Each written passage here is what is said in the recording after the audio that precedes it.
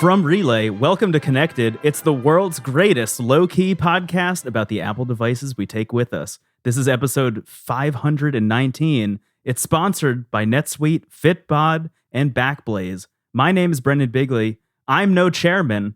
I'm a usurper king, I guess. And I'm joined by the one true John. Hello, Brendan. How are you? Oh, I'm just spectacular. We're also joined, of course, by the man, the myth, the legend. It's Federico Viticci. Hello. Hi, what an intro. I love it. Legendary. So I am the only familiar voice on Connected this week. I thought we could come up with a funny backstory as to where Steven and Mike are, what they're doing, like have we replaced them? And the answer is yes, we have replaced them. This is going to be Connected going forward. We thank Mike for their decade of service. It's been a pleasure, but it's even going to be more of a pleasure with John and Brendan. These are like... They earned a break, I'd say. Yeah. Extended vacation, somewhere. We're doubling the pleasure here, I'm telling you. Yeah, it's gonna be. We're gonna try and somehow respect the traditional structure of the show. I'm sure we'll hear from Mike and Steven at some point over the internet, over iMessage. This is gonna be Connected. So anyway, moving on. Follow up. This is something that Mike back when we used to do Connected. We used to play this game where we wanted to predict where Apple was going to announce. And Mike, in one of his risky predictions, predicted that Apple was going to publicly state the amount of RAM in the new iPhones. And he also said that Apple was going to do that at the keynote for the iPhone, and that they were going to say that it was explicitly for powering Apple Intelligence. Now, they did say that they did mention memory during the keynote. They did say that it was for Apple Intelligence. They did not specify the amount of RAM. That came a few days ago in an interview with Johnny Sruji, confirming that all iPhone 16 models have 8 gigs of RAM, as was expected. There you go. Apple is now openly talking about RAM in iPhones. If you asked, I guess, people in this community a few years ago, they would have said that it was unthinkable that Apple was going to do this for the iPhone. RAM doesn't matter, right? Wasn't that the line for a while? That was the line. Oh, yeah. Android cares about RAM because it runs so bad. Which is funny because now everybody cares about RAM because that's what powers large language models. So there you go. Mike was right eventually, thanks to an interview. We have a tiny topic that it started as fun news and then very quickly became very sad news. John, what's up? So this is about the legendary iOS game Flappy Bird.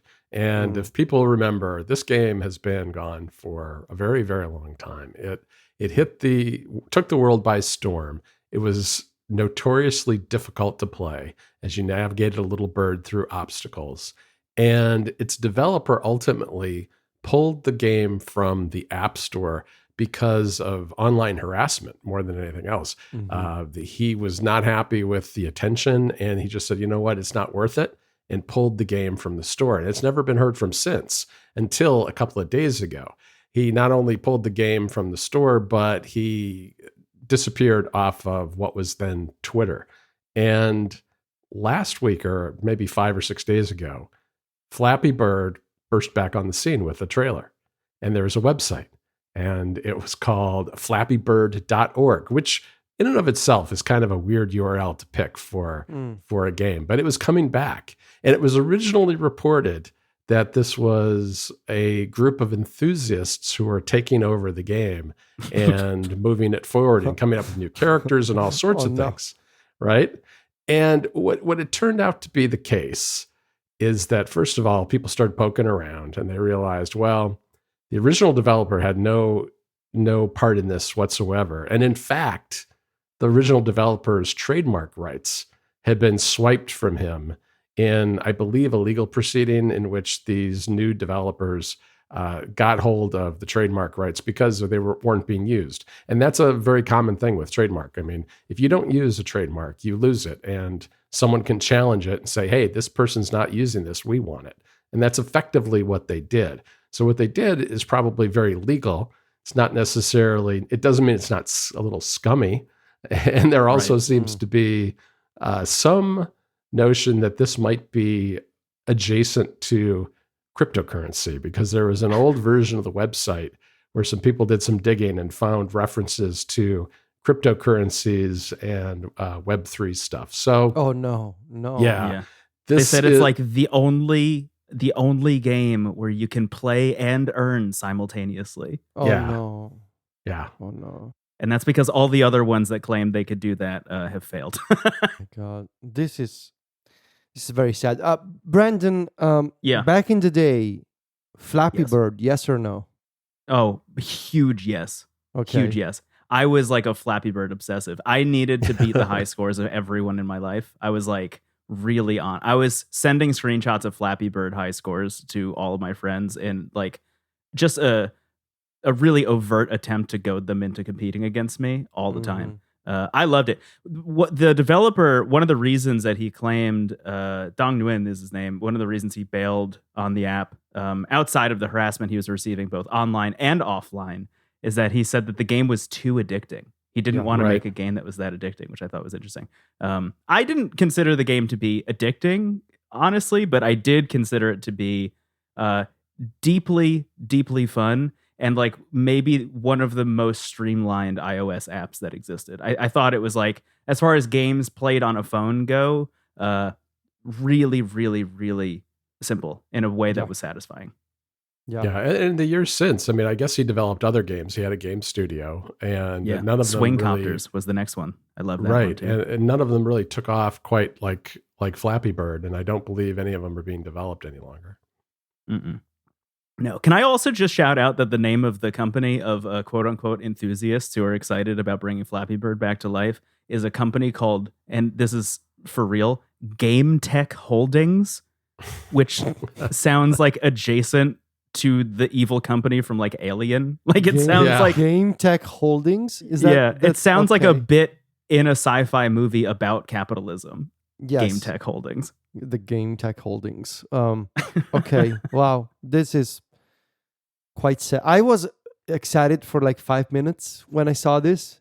And then immediately I saw somebody saying, well, it looks like the developer is not involved, that actually there were legal proceedings against him, and that soured the whole story pretty quickly, which is too bad. It's brutal. All right. Moving on. John, it's September, which means that Relay is raising money for St. Jude. And in just a couple of days, as we record this on Friday, Mike, Steven, and the Relay crew will be doing their 12-hour podcast-a-thon. That's Friday, September 20th, to raise money for Childhood Cancer Awareness Month, which is the whole month of September. Now, if you listen to Connected, you probably know a little bit about St. Jude by now, I think. But, it does incredible things for kids and their families who have cancer, because not only is it a research hospital that is doing all kinds of great research work to try to prevent childhood cancer, but for the kids who do get sick, it's a place where families can go. They have housing, they have food, they even have teachers there from preschool all the way through 12th grade, so that when kids go for treatments, for up to 6 weeks, they can get their classwork done and stay up to date with school. So then when they go back home, they're not behind all of their friends. So that's a really great thing that they provide. It's based in Memphis, Tennessee, where Stephen Hackett lives, but it's really a worldwide service, because they're doing all kinds of collaborations with hospitals around the world, researchers, doctors, and things like that make this the kind of place that helps kids, whether they're in the United States or really anywhere. So during September, Relay's been raising money. You can go to the website and make a donation, which we'd love you to do. The website is stjude.org/relay. On Friday, they'll be doing the 12-hour podcast-a-thon, which is going to be streamed on YouTube from noon Eastern on Friday all the way till midnight. It's always a lot of fun to watch that, especially towards the end when the guys are really, really tired. And it's a perfect time to make your donation, because you can like send them over goals and make them do silly stuff right there live with, because of your donation. So check it out today. Go to stjude.org/relay and make sure you make a donation. Thanks. This episode of Connected is brought to you by NetSuite. What does the future hold for business? Ask 9 experts and you'll get 10 answers. Some will say rates will rise or fall. Others might say inflation is up or down. But the only way business owners can know for sure is if someone invents a crystal ball.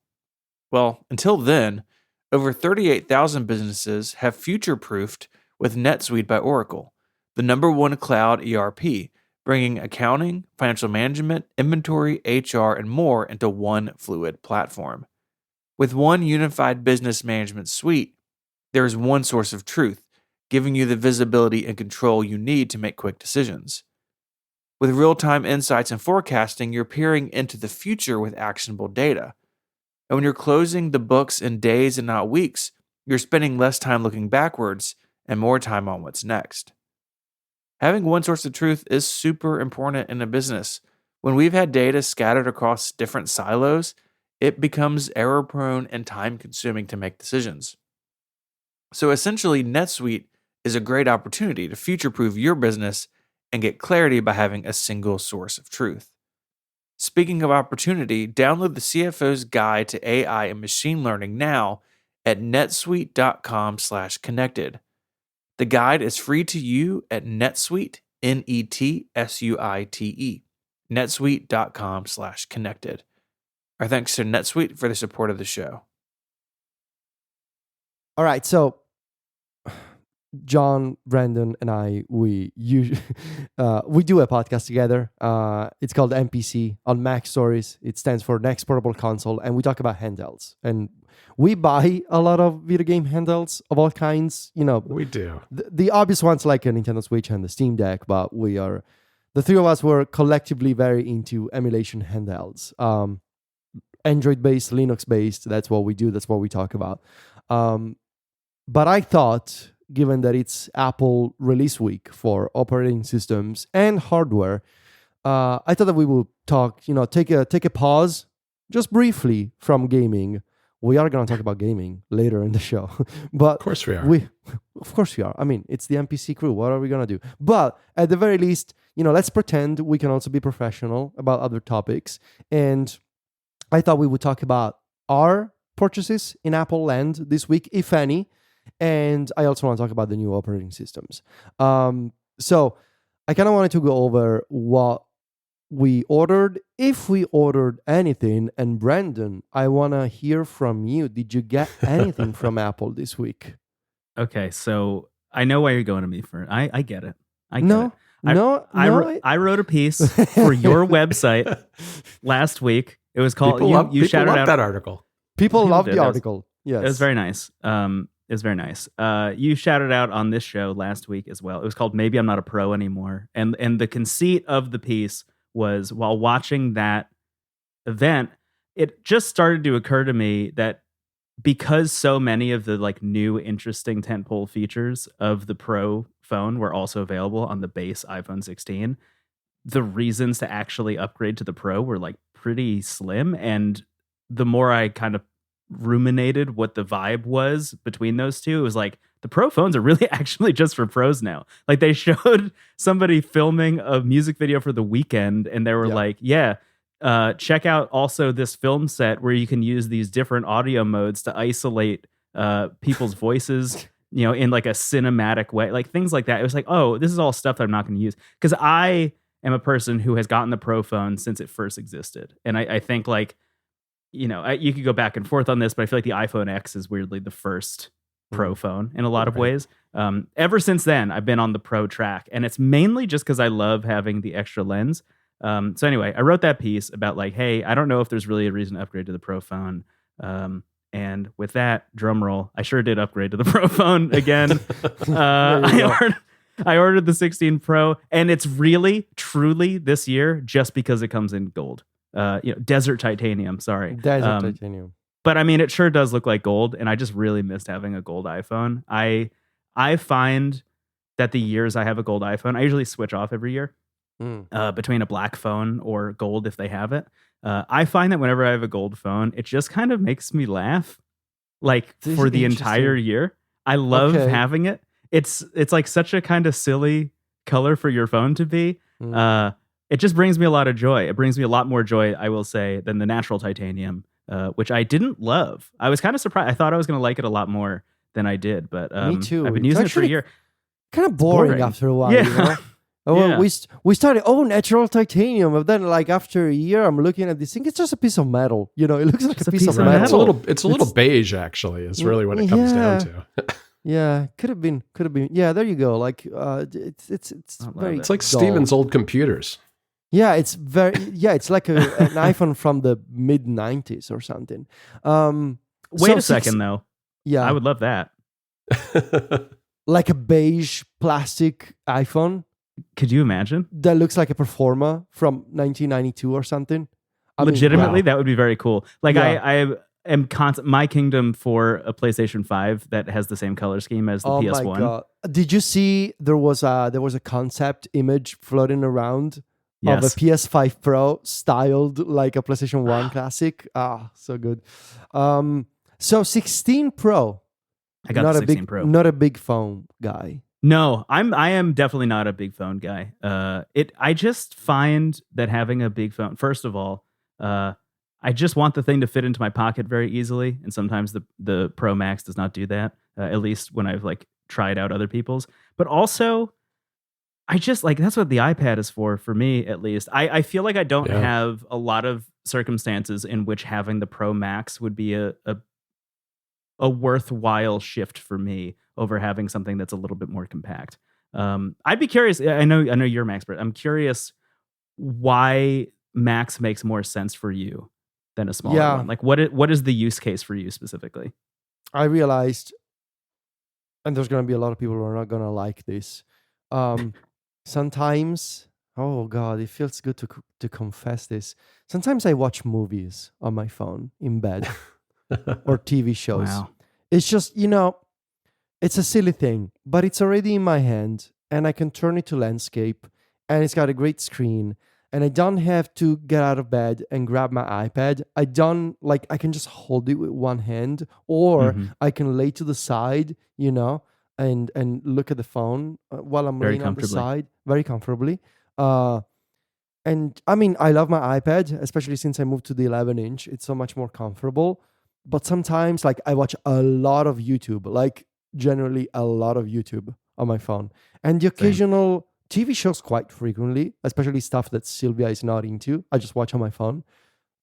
It's just so much like lower friction than even grabbing an iPad sometimes. It's just it's my phone is always with me anyway. And Yeah. I do like the tallest iPhone possible for browsing the web or reading articles. Just seeing more text all at once is very comfortable for me. And the final thing I will mention, I also do blog quite a bit from my phone. Like I like, especially like quick posts for Mac stories, just quick things. I love typing them out on the phone. And I think there's something about the fact that you can only use one app at a time.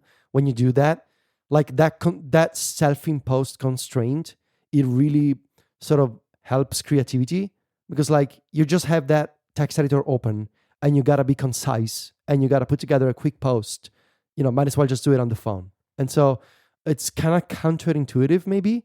Like, why would you do that on a phone instead of grabbing your iPad because you have your keyboard and everything? But in a way, it sort of helps because that's the only thing you can do, right? Right. Yeah. So yeah, I get the biggest phone possible because I also use it for a lot of entertainment. Yeah. Yeah. The funny thing is that everything you just described is a thing that I also do on my non-Max phone, but I understand that, it's literally just a subjective opinion between two people. I understand why you would want the bigger one. I do also write a lot of blog posts from my phone as well, It's like nice, sitting on right? the couch. It is nice. I like doing it. I use IA Writer specifically, which has the like focus mode for when you're writing, which I am obsessed with. I love that app so much. Shout out. Yeah. Shout out IA Writer team. Very good app. Very good app. So just the iPhone Pro, 16 Pro. I got just the iPhone 16 Pro. Okay. I also got another Sooty phone back as my case. They're making the new ones. I got the email. They're making the new ones. Yeah. I pre-ordered one. I think. Yeah, I pre-ordered. Me too. One. If you don't know Sooty, they make literally at least until the 16 Pro, they just had these like silicone phone backs that you could get. So it's not a whole case. It's like a MagSafe back on your phone. I got a white one for my natural titanium 15 Pro, which honestly just made the phone look cooler. Like suddenly it looks kind of more futuristic to me in a lot of ways. And ever since Sooty threw that thing out on the web, I feel like a lot of other companies are starting to do it. I feel like Nomad has their own version of this they now. make one. Isn't it called the leather back or something? I think so. I think so. Yeah, and they started introducing a bunch of new materials. So now Sooty has their own lineup of new materials. So I got a clear one, which I'm excited about because if I have a gold iPhone, like wouldn't it make sense to have a clear phone back? I couldn't choose, so I got both the clear and the nano leather material. Oh, nice. Interesting.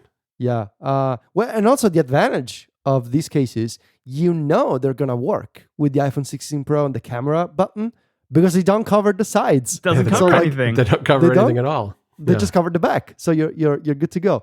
I'm considering getting one of the silicone Apple cases though. The sapphire glass thing that they're doing with the camera control button. I'm curious about it.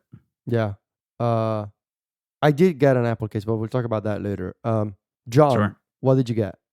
So I went with the 16 Pro Max with 512 gigabytes of storage in white. And I think I have only ever had 2 white iPhones. And I've always enjoyed it. I usually get black. I had natural for the 15 Pro Max, but this time I'm going back to white because I've always enjoyed that particular color. And I guess for me, the bigger one, the reason I get the big one is somewhat similar to you, Federico. I feel like it's my mini iPad mini. It's the most mini of yes. Is really kind of what it comes down to because it's really good for reading. In particular, I do a lot of reading on it, a lot of browsing the web. I don't write articles on it like you guys do, but I do watch a lot of video on my phone too. So that's another good reason for it, I think. But yeah, I don't mind having a big phone. And to me, the biggest screen, I always want to get the biggest screen that's not too big, which is very, very subjective. Like for a long time, I thought the 12.9 inch iPad Pro was the one for me. It turned out it wasn't. It's the 11 inch because that's like right at the margin where it's not comfortable to hold anymore. Yeah, I totally agree. And I love the iPad mini. I've been using an iPad mini for a long time, but I think I'm going to kind of settle in with an 11 inch iPad Pro and this big phone. And that's going to kind of be my iPhone iPad combo going forward for quite a while. Yeah. Yeah. Federico, I also got one of the new charging pucks because I want to be able to charge at 25 watts. And so I also got one of those little Anker GAN chargers. It's a little tiny one, like the old iPhone charging bricks, but it can handle 30 watts. So I picked up that as well as the puck to use at my desk. Nice. Brandon, didn't ask you about storage. Oh, yeah. 256. Same here. Yeah. Yeah. I am like constantly bumping up against the edge of it just because of the amount of photos that I take. So it's really just, I need to be diligent about how many photos I'm deleting. But I used to go with 512 back in the day. And then I just found that I never crossed 256 usually. But these days, I think just because of the size of photos and how much I'm doing with like ProRes stuff on there, I'm hitting the storage limit a little bit more than I used to, but still not enough to make me want to upgrade to the 512 personally. Okay. What about you? What'd you go with, Federico? All right. So it's been a very busy week for me. I got the full slate of things. So I love this. So 16 Pro Max, 256 white. I realized I was only using like 100 gigs of storage on my phone. I use the iCloud, like iCloud for a library online, not locally saved on the phone. So storage doesn't matter. I was only using those 100 gigs for like basically cache of apps like Spotify, YouTube cache, Safari cache, and a bunch of games. Like I wasn't really using storage. So I got the base model. But yeah, 16 Pro Max in white. It's been a few years since I got a white phone, so I figured, let's just try it. Like I mentioned, I ordered a couple of the Sooty phone backs, but I also couldn't resist and got the very bright yellow Apple silicon. That's a nice one. I Love forgot that for you. what the name of it was. Like a super. I thought, I can kind of rock a yellow case. I think. Yeah, I'll do it. Then AirPods 4 with noise cancellation. I was so looking forward to this. So my realization over the past month and a half has actually been a couple of things. The first one was that I still love, and Brandon, you wrote about this. I linked to it. I still love the wired earbuds, the ear pods, the Apple ear pods. Right. I bought a little stock of some new ear pods for when the time comes that Apple will discontinue them. I have a few backups in storage. I realized that shape always worked for my ears, and that I was a fan of them. So that's what I've been using with all my video game handhelds. This is my biggest question about those new AirPods. I'm curious to see how you feel about them. I'm gonna need to trust you with my life on this because I'm considering getting them as well. I want to use AirPods so badly, and they've never fit in my ears.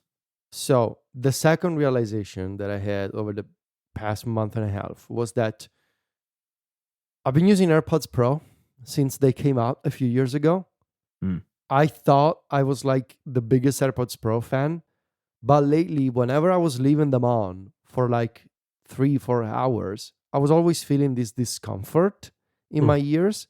And I realized I thought I was a fan of AirPods Pro, but actually wearing them for like longer listening sessions or watching a binge in a TV show, like the discomfort of the in-ear tip was actually bad for me. And I also realized that I was not taking advantage of any of the AirPods Pro specific features. I don't commute, so I don't really need to use noise cancellation. When I'm home, I have 2 dogs, and so I always want to be able to at least hear if something is going on. Dog owners will understand. Like you need to, like dog is throwing up, you need to know. Yeah, dog owners rise up. You got to hear that. Exactly. Puke. You gotta get the puke, and you gotta be fast. Especially if you have one of them that, for whatever reason, she likes doing it on the sofa because I don't know why. At least the other one, it's habit at this point. It's hard to break a habit. At least the other one gets down and does it on the floor, but yeah, on the sofa. So you gotta be able to hear, strange noises.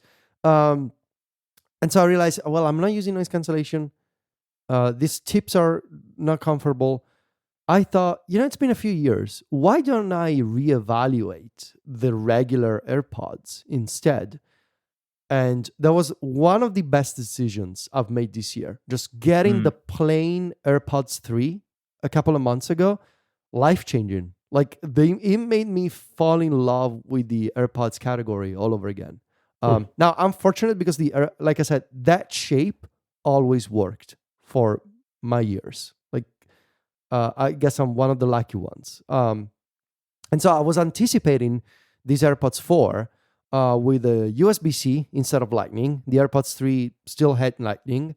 And I thought if they actually do a version of them with noise cancellation, I will get it.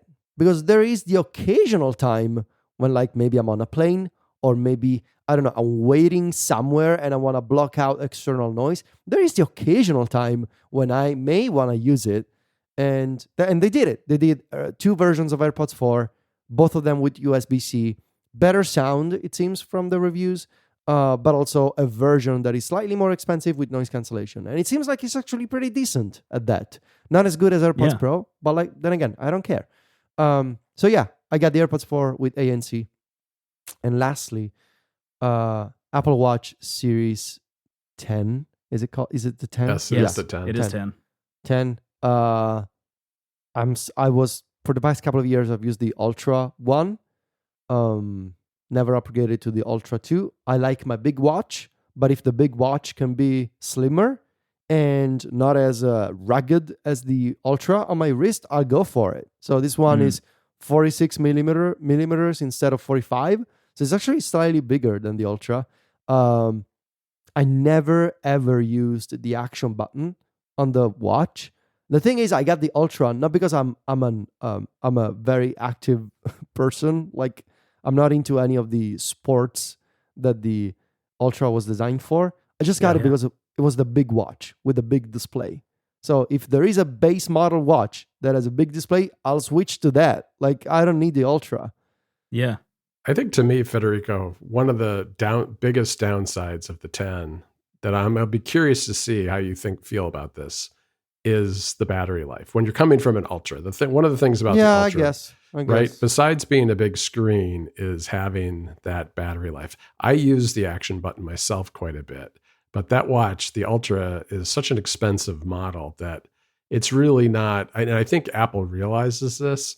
They're not upgrading it on a yearly cycle in the same way they are with the regular Apple Watch, because I don't think very many people would upgrade it every single year. I've got my battery is down to like 88% capacity, which is noticeable. It's definitely noticeable, but it started at such a high place that it's still perfectly fine. And so I feel like I will probably go Ultra again, but I do think that I can probably go on like a 3 or 4 year schedule at this point. I think my favorite thing about the Apple Watch as a product category for Apple right now is that they kind of anticipate people aren't upgrading year to year. Right. Although they are upgrading the actual Apple Watch itself year to year, and as you mentioned, like the Ultra, it's getting upgraded or just got an upgrade. Finally, it's in black. Shout out.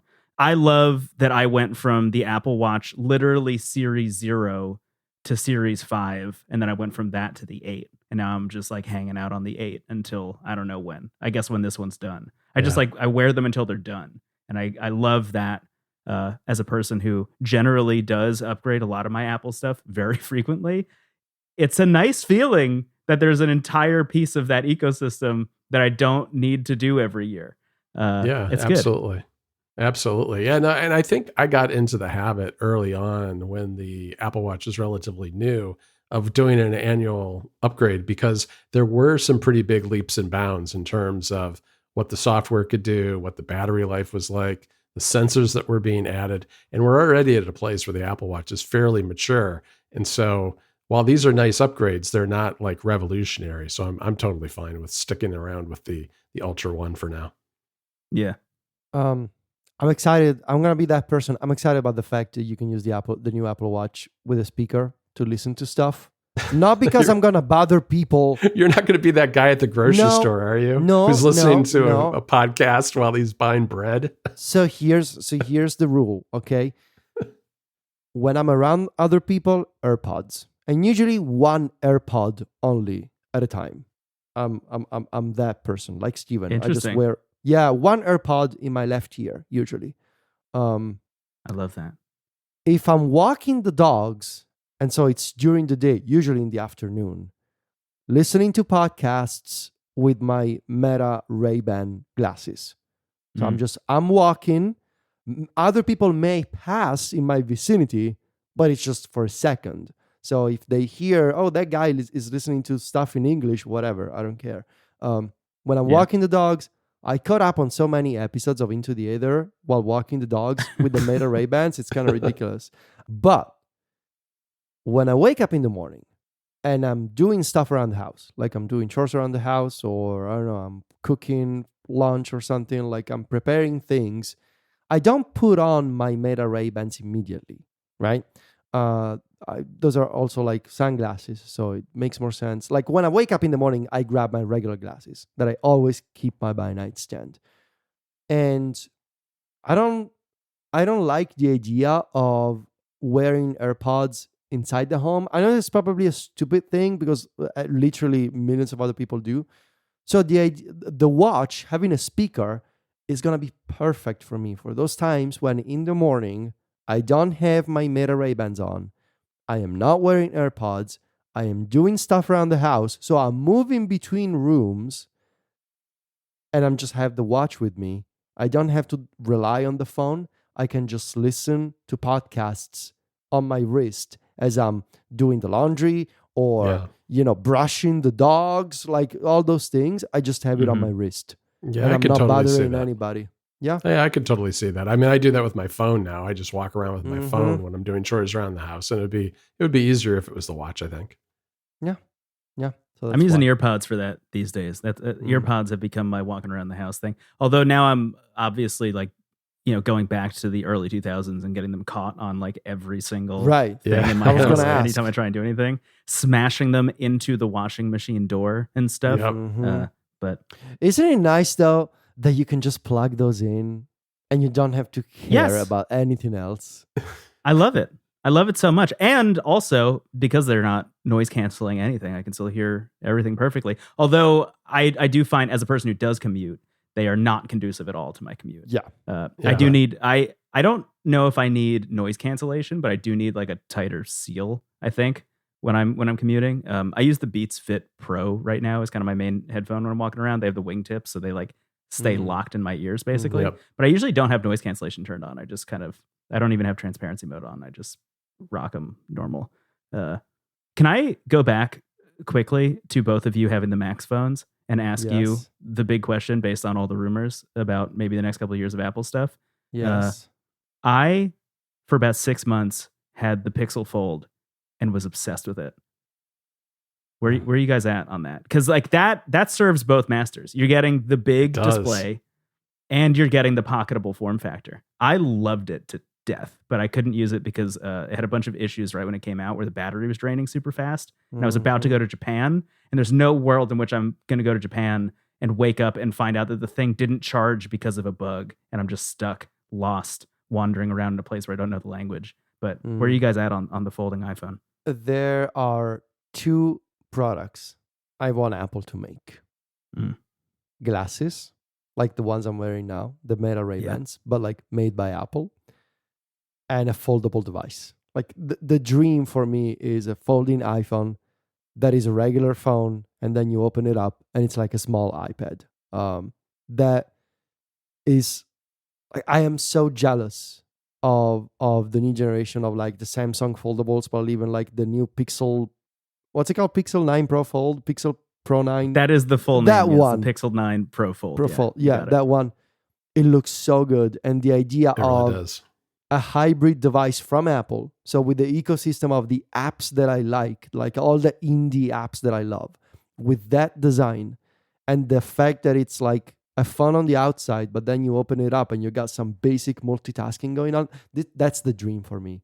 And as soon as Apple announces that sort of device, if they ever announce that sort of device, even if compared to a Pro Max, it's smaller as a phone on the vertical side, I'm immediately upgrading to that device, no matter how. I mean, sure, if it costs $10,000, no, I'm not gonna get it for $10,000. But for like, here's my hot take: for the price of a Vision Pro, I would do it. I would do it. I mean, I got a Vision Pro. Yeah, and it's like in the closet behind me because I never use it. Yeah, that's unfortunate. I would totally use a foldable phone.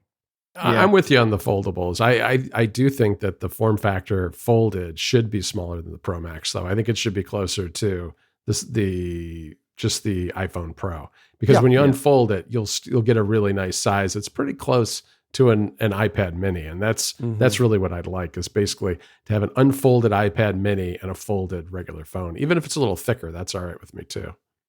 You have me really wondering how much I would spend on this. But there you go. I'm like, I almost don't want to admit it to myself or to the listeners of this podcast what number floated into my head, but it is. I think it's around what you're talking about. I think it's like Vision Pro. You know, if they're gonna do it, they're gonna pitch it as like this futuristic. Nobody's ever done it before. Spoilers: they have done it before, but it's coming from Apple, right? And it's gonna be the nicest looking foldable thing ever.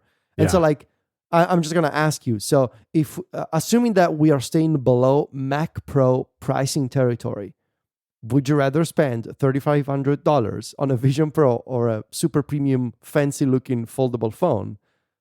I get the foldable phone immediately. Yeah, phone, no question. Yeah, Yeah, that's absolutely. pretty easy. That's an easy decision. Especially if they're pairing it alongside something related to the iPad. If they're saying like this is both an iPad and an iPhone, and that right. means hypothetically Exactly. like an M chip in there or something. Oh my god. That's I mean, I'll pay MacBook Pro prices for that. yeah. It's the most important device I own, and the most important device I will always own. And I want it to be and the best also one. they gotta make up for the fact that you're not gonna buy a phone and an iPad individually anymore. Yes, You're buying- exactly. You're buying Yep. two. So like Yeah, that's why it's going to be at least 2,500. You would think. Yeah. at least, because like then it doesn't matter that you're not buying two Apple products, you're buying a really expensive single Apple product. Brandon, did you see the tri-fold Huawei device? did. That thing's wild.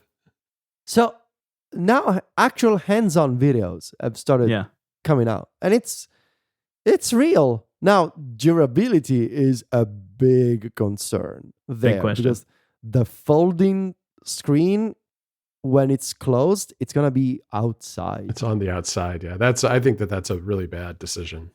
It's all kinds of stuff is gonna get underneath that display, and that plastic is gonna be exposed to the outside world. So durability there will be a concern. But just conceptually speaking, though, a phone that transforms into a 10-inch tablet, it's With like almost hot. a cinema aspect ratio, so you can Yep. watch movies the way they were intended to be seen. not like a phone. Like if Martin Scorsese were to look at what I do in bed with my phone, watching movies on my Pro Max, He would not be kill me. happy.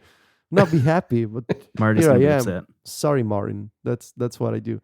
All right. Well, so yeah, that's what we're getting this week, and we'll see how we like these things. I'm sure we'll come up for a gaming angle for the new iPhones on MPC. So There's Oh, always a gaming angle. It's always a sad gaming angle. But do we need there's to a buy gaming new angle. controllers? Do we need to buy new controllers Oh, I for don't the think phones? so. I doubt it. They're not that much Right. bigger.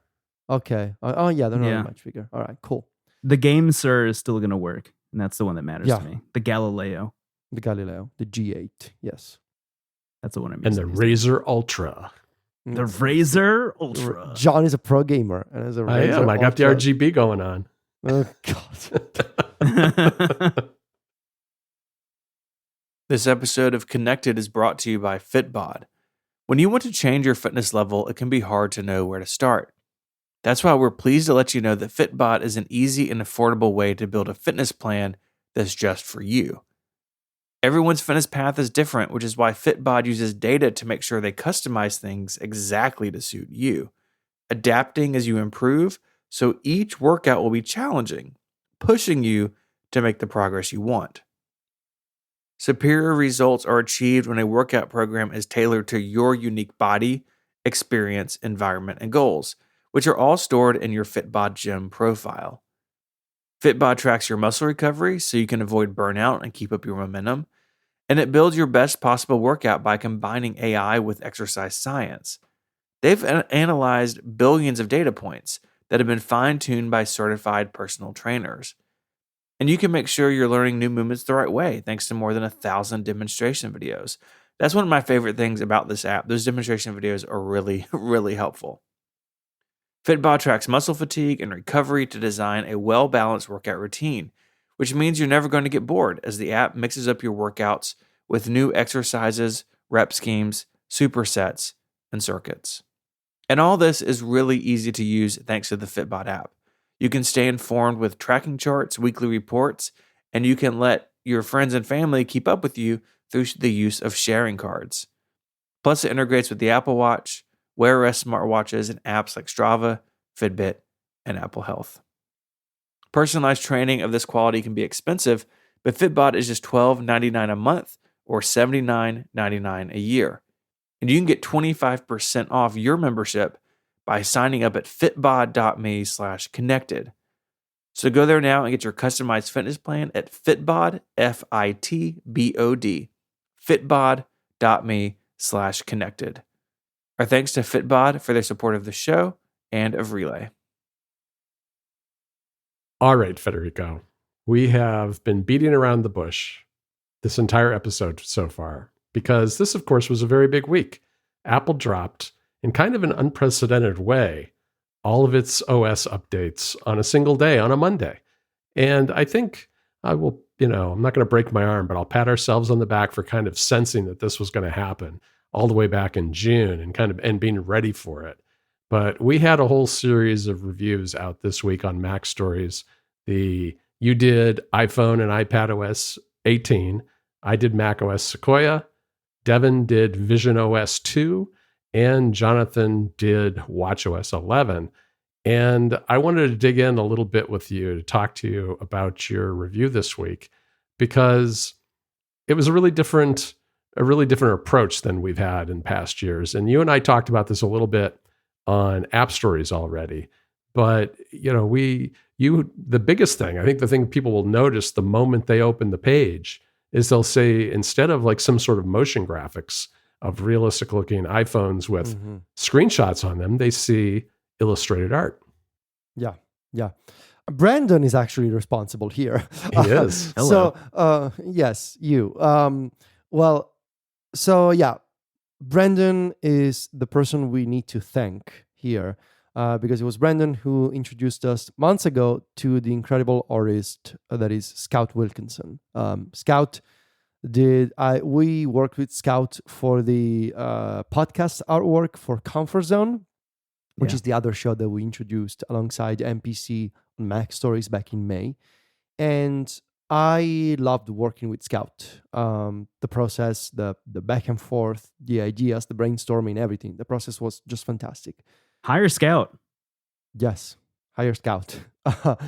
And so when the time came when Apple announced iOS and iPadOS 18 at WWDC, and I saw Apple Intelligence and the generative features of Apple Intelligence, specifically those are the kinds of AI features that I have a really strong stance on, and it wasn't sitting right with me.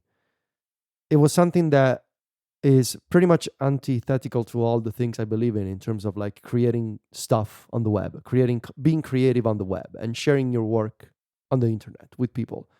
I find it very gross being able to generate images and replacing human input with an AI model, and I don't like it.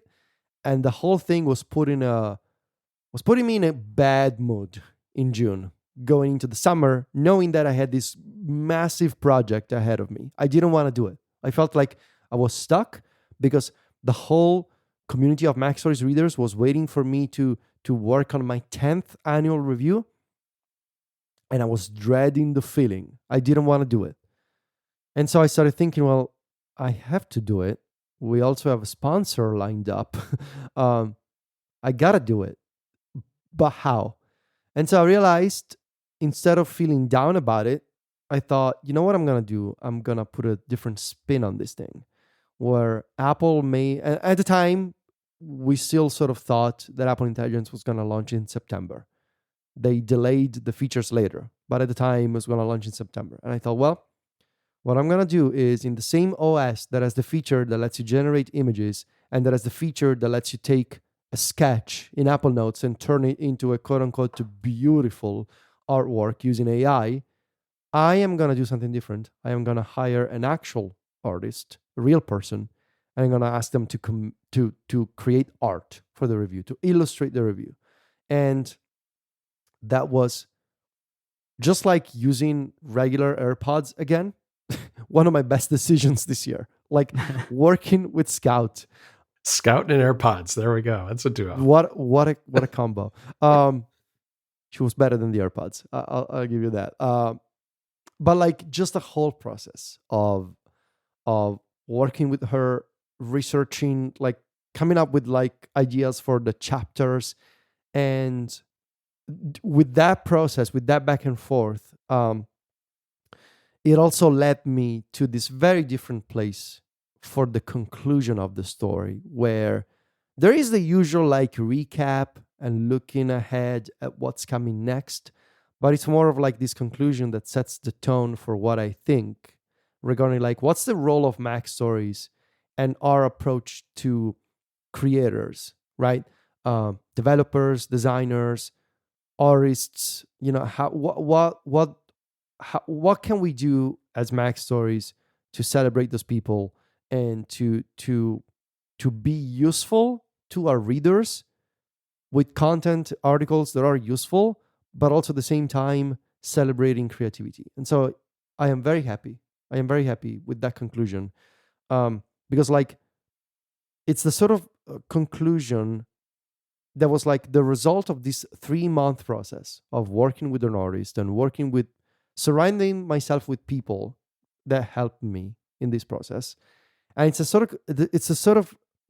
it's a little blog post, the conclusion, basically. It's like about 1,500 words, but it's a sort of thing where it doesn't matter if you disagree with me, because it's what I think. And when you believe strongly in what you think, people may disagree with you, people may ignore you, but you're still gonna feel good about what you think. It's like if I say, oh, you know what, I like cheese, and you come to me and you say, no, you're wrong, cheese sucks. And I'm like, I don't care, I like it. And so when you have an opinion and you believe strongly in it, it doesn't matter. And so, the fun fact that I wanted to mention, now that Brandon is here, the idea for using a first-person perspective for the artwork. So Scout was coming up with a bunch of different ideas. Initially, the direction was going to be, we're going to feature this Apple Steve Jobs-like mini mascot, like this little cute little guy with like an Apple head wearing a turtleneck, sort of like Steve Jobs, and it was going to be in all the shots. But then we were also talking about like, how do we convey this idea of like this review usually helps people discover a bunch of features of iOS. And so we were sort of brainstorming this idea of an instruction manual. And Scout, at some point, she said, why don't we draw an actual like instruction manual? And that sort of that idea sparked something in my mind. And so I sent her screenshots of Firewatch, the video game. And I told her, like, I don't know if you ever played Firewatch, but like, what if we do something like in the game where when you need to open the map, you actually see the animation in first person with your hands reaching into your pocket and unfolding the map in front of your eyes? And she loved it. And so that's how she came up with all the other shots in first person, including the one that is my favorite. There's a very meta shot in first person of the iPad that Scout is drawing on. And if you look inside the iPad, there's Procreate with the images of my dogs that are featured in other images of the story. So I love that. I love that so much. That's the backstory working with Scout, and I'm so glad I did. You should hire Scout. She's incredible. I love two things about this. First of all, and the silliest one of the two, to get it out of the way, is that we can now trace the lineage of your iOS review all the way back to the success and then failure of Far Cry 2, because your review is inspired by Firewatch, which is made by Campo Santo. Campo Santo, made up of the hosts of no longer existent video game podcast Idle Thumbs, who were obsessed with Far Cry 2, which kind of revolutionized this idea of you never break first person. You are always in first person throughout the entire game. Played it a couple months ago. Yes. Great game. I love that. I love that we can now go back and say Clint Hawking in some way had some kind of influence on your iOS review. The other thing I want to mention, and this is more serious, it's a thing you talked about on App Stories and the thing you're touching on here, and it's centered around your conclusion specifically. I really appreciate your embracing of subjectivity. I think that's a huge thing for me personally as well. I think over time, what I've learned about the people who I like to read and the opinions I trust online are embracing the idea of being opinionated. I think there's this like real fallacy to the idea that anyone can be objective really about anything. Yes. Because oh my God. the making of a person leading up to their decision to have an opinion about something influences that opinion and therefore is subjective. Like, even if you're trying to remove your own opinion from it, you are in fact imbuing it with a different opinion. So I feel like at the end of the day, the embracing of subjectivity is really important, I think, for most people who create. And I'm glad to see you doing that. Like as your friend and collaborator, I think that's a really exciting future for you to be going down. Yeah. Because I mean, the people whose work I respect the most these days are the people who are not reviewing video games and just saying like graphics 10 out of 10, sound 9 out of 10, fun factor whatever out of 10, and then This like is my not, honest review. This is my yes, honest. yeah, Okay, saying yes. like yes, this is my honest, opinionated, but objective review. It's like that. None of that is real. Yeah. None of that is real. I think we're seeing people start to approach tech journalism and film and video game criticism and music criticism with this idea of who I am and who I have been makes up how I feel about this thing. And I think that's a really powerful sentiment. And I think that also bleeds into your decision to work with more creatives across the board, people like Scout, which I think is a really smart decision. I think this idea of like, let's get as many minds as we can together, because the collective influence will make something new, is really powerful. So good work. Thank you. Yeah. I liked it. Yeah. It was fun to read. Thank you. Yeah, that was also like, it was also part of it, like trying to write from, and this is something that I still learning how to do. When I started doing these iOS reviews, right, 10 years ago, I like to think that I mean, I'm still young and I feel young. I'm 36, but I still feel very young for my age compared to other people around me. I think I look younger and I feel younger than some of them. But I was a younger person at the time, obviously.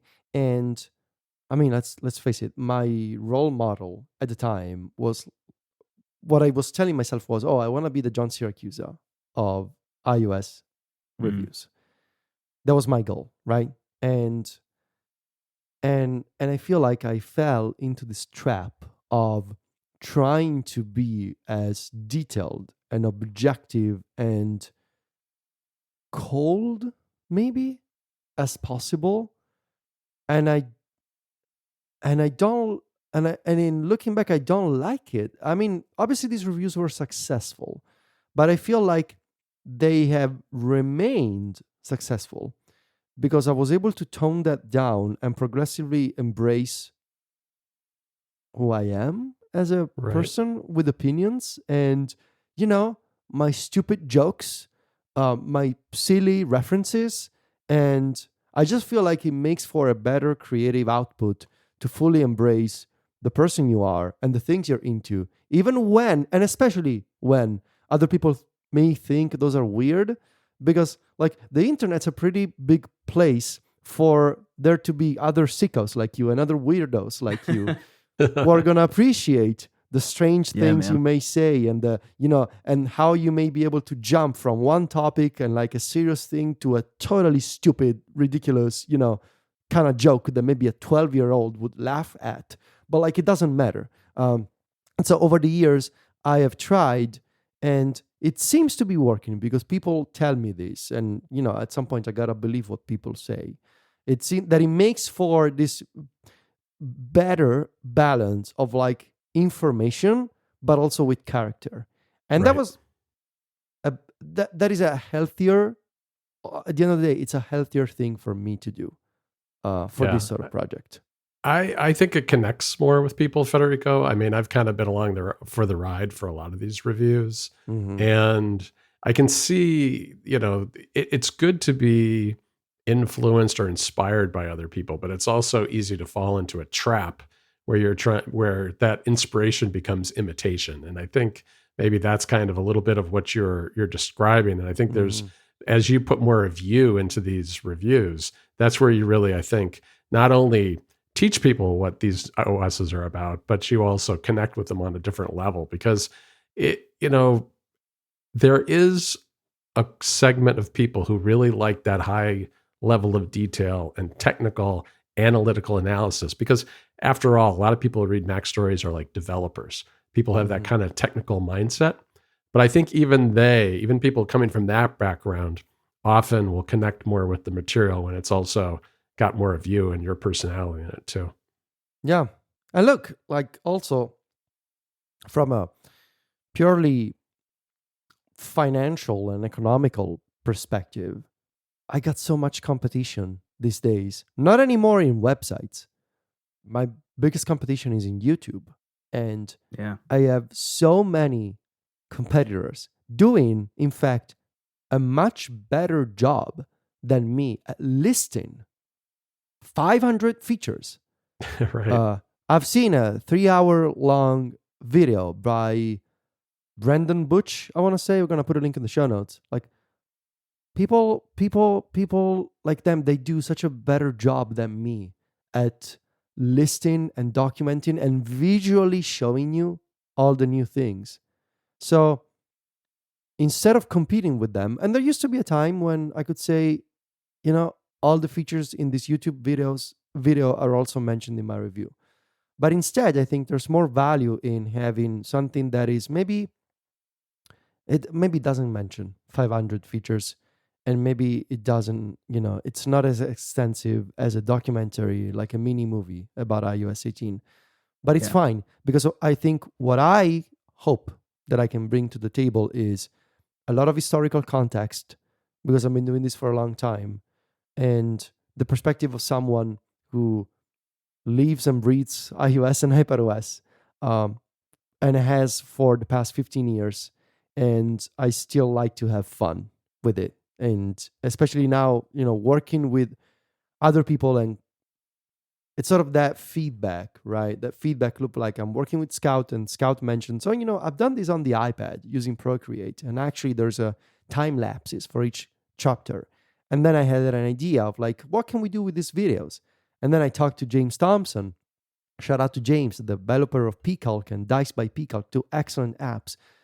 And James was able, a different type of art form. James deals with code, but he was able to turn those videos into a screensaver on Mac OS. And so, like, I think this approach of working with creative people around me and it's all about surrounding myself with like people like John and Devon who edit my reviews, Scout making the art, Sylvia working on the ebooks, James working on this screensaver. Like, it's been an incredible process and so invigorating. Just it felt good for these past 3 months to work on this, and it never felt like a slog, is what I'm trying to say. And so yeah, those YouTube videos, they are so much better than this review if all you care about are the list of the features. Yeah. Mine's a little different, with a little more opinion, a little more color, quite literally. I mean, go take a look at those illustrations. They're beautiful. And yeah, that's it. I'm ultimately, I'm happy. Like, I'm really, really happy. Good. Yeah. Well, happy 10th anniversaury on your reviews, teacher. Thank you. Now, oh, come on. All right, enough about me.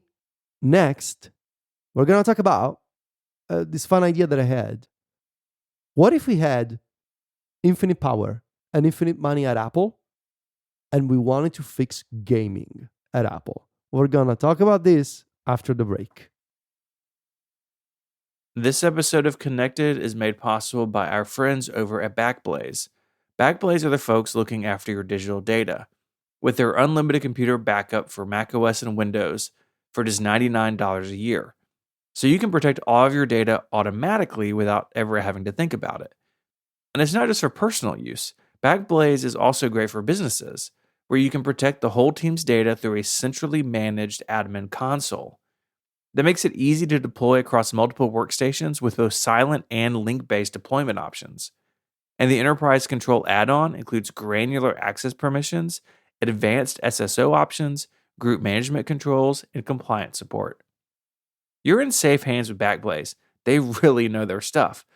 That's why they're recommended by the New York Times, Inc. Magazine, Macworld, PC World, LifeWire, Wire, Tom Guides, 9to5 Mac, and more. And you can access your backed up data from anywhere in the world using their web app or their iOS or Android apps. It's a super handy feature. I've been using Backblaze forever. It's on all of my machines. All of my data is safe and secure because of it. So if something happens here at the pod cabin, I can go get my data. Backblaze offers restore by mail for a refundable fee, a hard drive with all your data shipped directly to your door. Or like I said, you can use the website or their apps as well. Visit backblaze.com/connected so they know where you came from and continue their support of the show. Backblaze has restored over 55 billion files for their customers. So don't be that person who forgot to back up their important files. Receive a fully featured, no-risk free trial at backblaze.com/connected. Go there, have a play around, and start protecting yourself from a data disaster. Don't put it off. Start today. Our thanks to Backblaze for their support of the show and all of Relay. All right. So as I was saying, we wanted to come out, given that we are the NPC crew, we wanted to come out with a gaming angle for at least one of the topics on Connected. And I was thinking about like, oh, do you want to talk about controllers? But no, we talked about controllers before. You don't want to talk about handhelds because don't get me started with controllers, Federico. No, exactly. Like also John has all the controllers. Like it's gonna become a monologue, and we don't want to have a monologue. I thought, okay, we always talk about this in private. So what if we had infinite power, infinite money to spend at Apple? It's not our money; it's Tim Cook's money, and so one day we wake up and we have been blessed with the power of fixing, improving gaming at Apple with no questions asked, just infinite resources. What do we do? Brandon, your app first. Yeah, I think it's twofold. Number one is invest some more resources in your Proton compatibility layer like thing with the Apple There you porting go. toolkit. Yeah, that was also mine. Yeah. Yeah, that's like the obvious slam dunk here. I've been using Whiskey a lot on my Mac Oh, you Studio. have? Okay. Oh yeah. And it's weird what games it works for and which ones it doesn't work for. Like if you want to Really? play Elden Ring on your Mac, you can use Whiskey to play it. If you want Okay. to play what Fields of oh man, I just forgot the name. Fields of Mystria. Yeah. Yes, the new like great magic based farm sim Right. that's like, Mhm. you know, echoes of Stardew Valley does not even boot. Wow. Really? That's yeah, weird. and it's really just very hit or miss. So my experience has been like, I'm interested in playing this game. I'll download it, see if it works. Maybe it works. Maybe it'll work a little bit. Maybe it won't work at all, and see how that functions. But I feel like they are so close to just having the Steam thing. My big question about that is what happens to like the App Store. Like, will you need to purchase all of your games through the Apple App Store, and will developers be cool with that? Versus something like allowing, I don't know, developers to include something like the porting toolkit through Steam. So you could just download all your games through Steam as you were able to before. But this time it's using a compatibility layer to make it run on Apple hardware.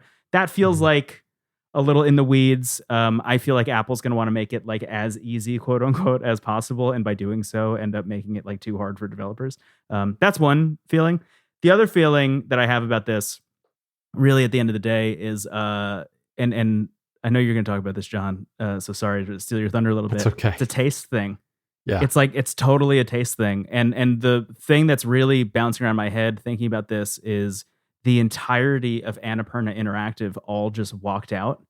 Yep. Like literally 25 this people. week. Yes. All just bailed. They were working on spinning off Annapurna Interactive into its own entity outside of Annapurna. Talks fell through, didn't go very well. You have 25 of the best tastemakers in the industry right now who made, and it should be noted and published, some incredible games for Apple Arcade's launch and some of the sustainment there, who are now free agents looking to form a new entity. Yep. Dude, just and it's not even swoop just in. arcade, because Stray, for instance, is a Annapurna game, Yes. and Stray's on the Mac too.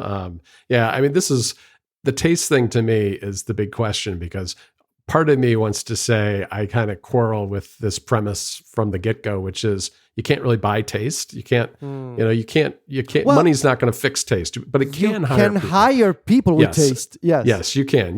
And here's the thing that, to me, the greatest mystery of all is that Apple has spent an extraordinary of money and hired a lot of really talented people to develop movies and TV shows.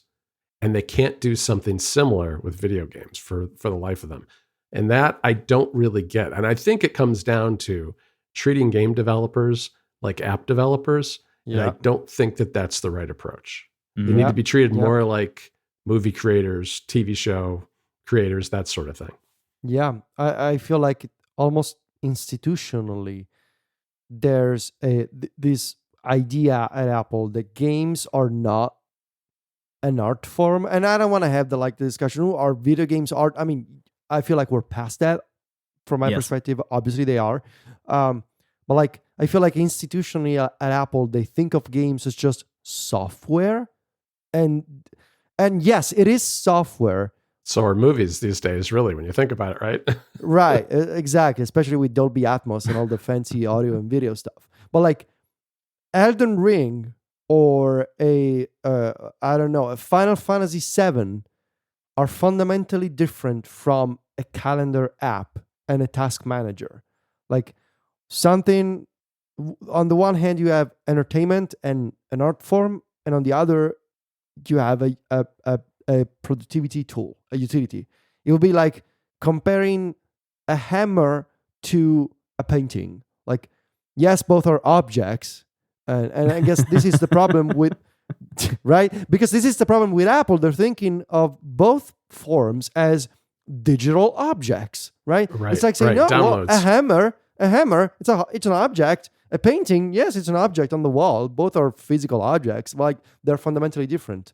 I think that is the core of the issue. Would be, first off, like before the money and before the infinite power, you need to institutionally understand that you're dealing with something fundamentally different from a calendar app or Snapchat or whatever. Like, there's apps and there's games, and those are two separate things. And dealing with the creators of those two different types of software requires two different approaches. Yeah, I agree. I think one of the traps that Apple fell into is they got into gaming by mistake. I think that once they had the free downloads with in-app purchases, they stumbled into a business model of kind of the Candy Crushes of the world. And it has made them an extraordinary amount of money that they don't really understand how they ended up where they are, but they don't want to screw that up in some way. And I also feel like it's going too far to say that there's no taste at Apple, because there are good games on the App Store, on the Mac App Store. I think the balance is off. I think that the problem is that there's one person in the corner advocating for artistic indie games, and they lose more often than they don't. Yeah, and I feel like we had high hopes for Apple Arcade to sort of become the symbol of that balance of like, you can have the, easy to play, family friendly games, but also it can be a place for the more niche, indie, artsy games that the press loves to talk about, and the sort of games that win you awards, right? But the balance has quickly started to feel off in Apple Arcade, to the point where Netflix is actually doing a better job maybe with that balance of like, they have the games for, what's the TV show that also has a game for Netflix, like the dating. They have a Stranger Things game on there.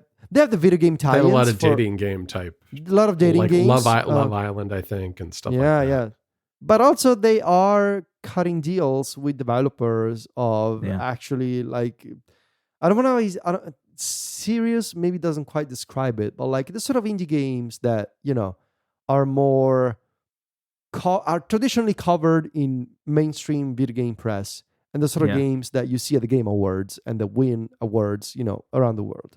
Right. The people making the decisions over Netflix games they have taste coming out of every pore. Like having Immortality available on Netflix, it was a big deal. Video game got nominated for some Game Awards stuff, but by all accounts, like not a huge video game. But the choice to have that thing ported to mobile was incredible. Same thing with like Into the Breach. The fact that Netflix is the reason we have Into the Breach on mobile, I could not thank them more vocally for that, because that is one of the best mobile games I think ever made. And I remember thinking that when it came out on Switch, like, man, I wish this was on my phone. And Netflix made that happen. And I feel like Apple should be making that happen, to launch with something like the new RPG by the creator of Final Fantasy, who is looking back on his entire career and deciding to make one last magnum opus, and now to be in a place where I'm like, I'm excited that there's a new Retro Bowl out, but I was having enough fun with the original Retro Bowl. Yeah. Here's a question for you guys.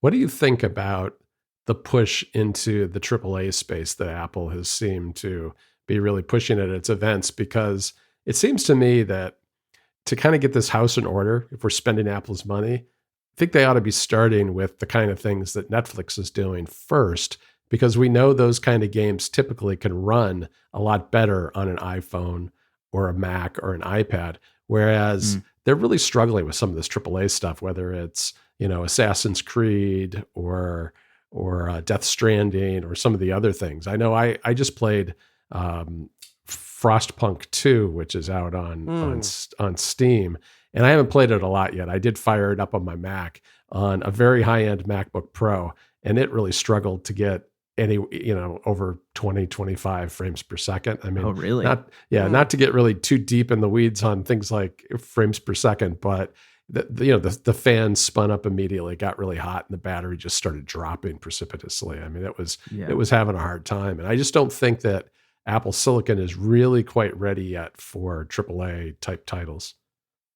Yeah, I mean, we've seen some, I think, rumored, not confirmed numbers, right, from Capcom's Resident Evil endeavors.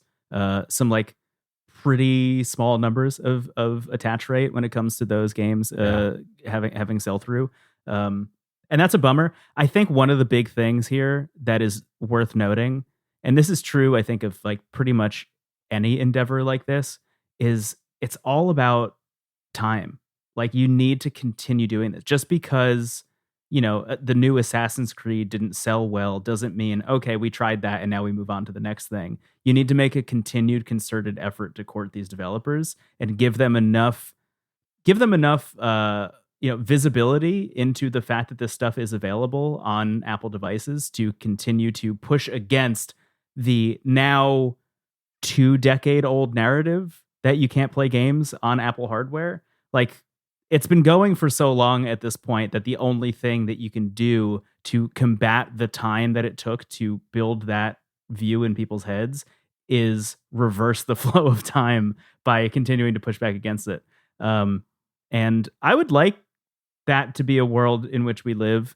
I would like a world in which, the next version of the Apple TV or something allowed you to play that stuff as well. I think it's all right there. This is the big frustration point for me, at least, is, and I don't know how you two feel about it. It feels like it's right there for the taking. Like, they are so close to having a world in which Apple is like a serious other competitor against even Xbox and PlayStation if they want to be.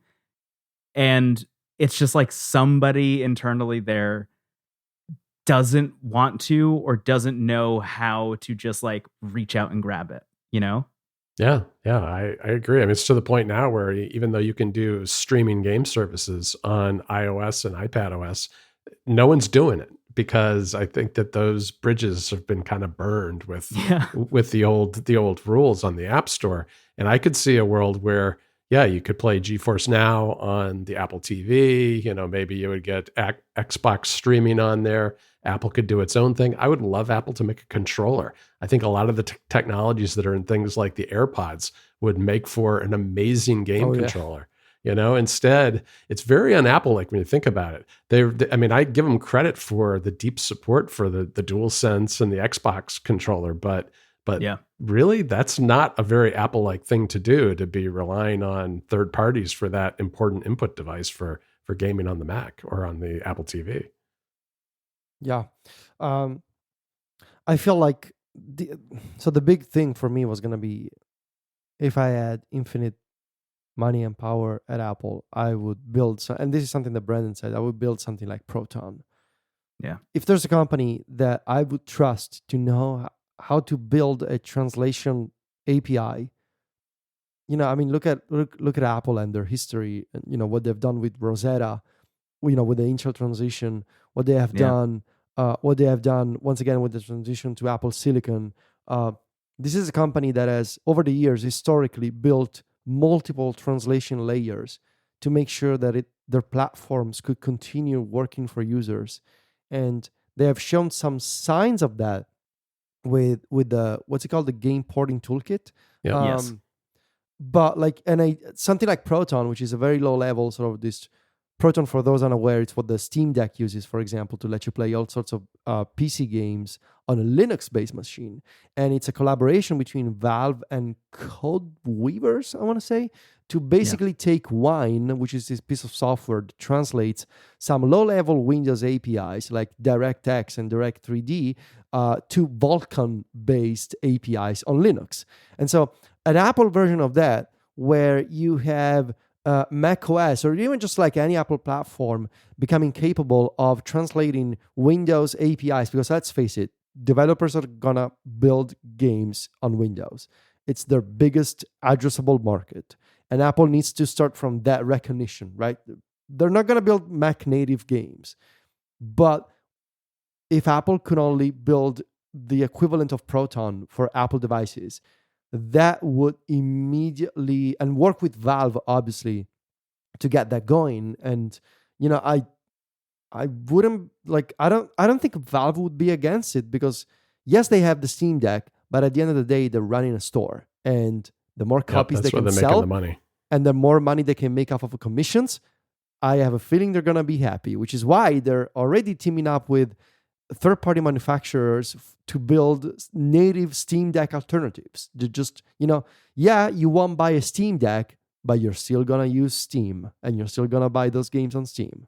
And so imagine, if I had infinite money, cutting a deal with Valve and working on an Apple version of Proton and getting the entire Steam library over time running on Apple devices. That's the dream. And, and at the same time, having a cultural change where you have a service like Apple Arcade, where the mobile first games have a much better balance, something more akin to Netflix games, for example. Having that two-pronged approach of there's the desktop gaming, and there's also a better, more balanced take on Apple Arcade for families and for people who want to buy iOS and iPadOS originals in Apple Arcade. That's a dream for me. What would you think, Federico, of Apple buying a publisher? Bringing Annapurna in-house, basically, having a group like that. I thought about that. I also thought about should Apple be a publisher? That's what I mean. Yeah. And I don't know. Given the circumstances, Ryan, given the developer relations now and the stories that we have seen from developers dealing with Apple Arcade, seems like a scary prospect. But again, there needs to be a cultural change, right? Right. And the thing is, why would Apple do it, right? They did it for movies, right? They did it for movies, and it's not making them a huge amount of money. Yes, but it supports the hardware sales. If you have stuff that can push the hardware, then you can sell more hardware.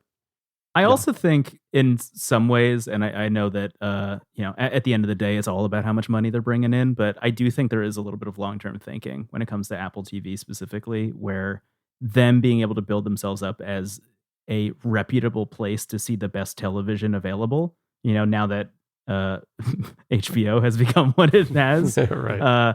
I think there's a huge value in continuing to pump out great television over time. Because eventually that will, again, push through to hardware sales, right? And then you've got a catalog, and that's really what it's, that's what you started talking about, which is having a long-term view of this stuff, which is building up a catalog. And right now, it kind of feels like a lot of Apple Arcade stuff, it comes on to great fanfare, it sticks around for a while, but then it leaves. Because an awful lot of games have left and either gone back to the paid app store or are available on other platforms now. I don't know if this is true about Apple, but I know that there's been a lot of reporting to kind of confirm this about what it's like working internally, at least at Google, where there's a lot of, as you were saying, fanfare when you release a product, and getting a product through to release is the thing that gets you promoted in-house and then moved on to another product.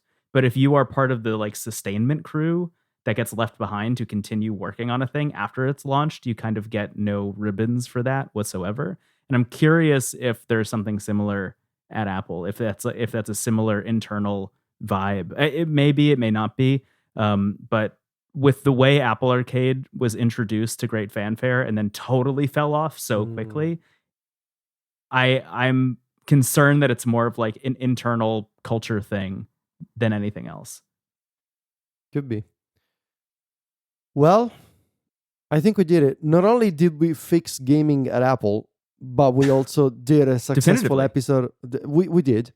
But we also did a successful episode of Connected with this new lineup. So, well done. Well done, team. Well done. Well done. Good job. And it's we were successful. I'm gonna try and wrap everything up. This was episode 519. I want to thank our sponsors again. Those were NetSuite, Feedbod, and Backblaze. Go check out the links in the show notes for Relay's fundraising for St. Jude with the upcoming podcastathon on Friday, September 20th. It's going to be a 12-hour live stream featuring Mike and Steven and a selection of other Relay hosts and friends doing crazy things and doing it for the kids, because cancer for kids sucks. And so if you can, donate, go check out the links, make a donation, big or small, it doesn't matter. Obviously, the bigger it is, the better. Let's face it. More money is better, but any amount helps. And you can go to stjude.org/relay to do so. I want to thank Brendan for joining us on this special episode of Connected. I want to thank you also. Well, yeah, you're welcome. You can find Brendan. You can find Brendan in a bunch of places. First off, you can find Brendan at wavelengths.online. This rejuvenated blog and YouTube channel and video series /podcast that I absolutely love. Thank you. Your video on the PS5 Pro was really good. Oh, I love the Nintendo predictions one too. I love the Nintendo Switch predictions video, which we're going to talk about at some point. But yeah, wavelengths.online. You can also find Brendan podcasting at Into the Aether. That's intothecast.online. As you can see, Brendan is very online in a lot of places. It's one of our people. One of our people. Into the Aether, excellent video game show. It's a low-key video game podcast. And it is my favorite, personally speaking. And you can also find Brendan with the two of us, actually, at MPC. That's on Mac Stories. Just go to macstories.net/MPC. And that's where we talk about how we spend our money on handhelds and portable consoles and portable devices. And Brendan is also on Threads and Mastodon. And there's going to be links in the show notes because I cannot be bothered to repeat the username. Just click the link and you can find the profile. Clicky linky. Thank you. Links are good. Hyperlinks are a nice piece of technology. You can find John also in a bunch of places. John runs Mac Stories with me. App Stories. We do Unwind. John is also very much online as a person. You can find John on Threads and Mastodon. John, so I don't think... I'm hanging around. You don't need to explain me too much. He's always around. I don't need to explain John. I also don't need to explain me. I'm always me. I've always been me. You've always been Tichy. Go check out the iOS and iPadOS 18 review if you want. There's a bunch of bonus features that you can pay for, which I'd love you to check out. Like I mentioned, the illustrations from Scout are available as wallpapers, which look glorious. And you can also get them as a screensaver on your Mac. If you're a Mac person. I am not a Mac person, but I installed the screensavers. And so whenever my Mac is connected, after a while, it just boops and goes into the screensaver with the time lapse. It's very nice looking. Do I need to thank anybody else? Well, I guess we need to thank Mike and Steven, even though they're not here, for gifting us Connected. And that's it for this week's episode. It's the first time in 10 years that I've done this show that I have done the outro. So...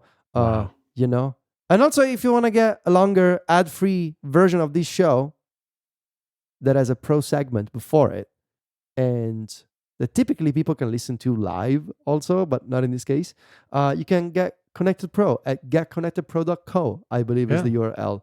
This week we talked about our superpowers, so that's a very good one to listen to. Oh, yes. We talked about our superpowers, and John has a weird one. So, Of course I do. so that being said, say Yours goodbye, is just Brandon. creepy. No, mine is not creepy. Okay, no, it's not creepy. It's just adjacent to what soldiers did in World War One. There we go. That being said, say goodbye, Brandon. Goodbye, Brendan. Say goodbye, John. Goodbye. Arrivederci.